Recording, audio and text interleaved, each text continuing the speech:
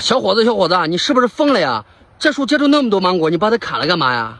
我不砍，又有什么办法呢？这么多果子啊，都熟在树上了，还没有客上来收啊。你可以便宜卖给你的粉丝呀，你不是有几千万粉丝吗？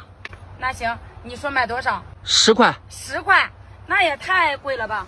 来，我给你打开看一下咱们家芒果的品质，每一个呀都是皮厚肉薄，纯甜无丝的。如果你也喜欢呀，我就挂下方小黄车，一顿早餐啊就给你发满满一大箱，每一个都长得好品质，果肉金黄金黄的。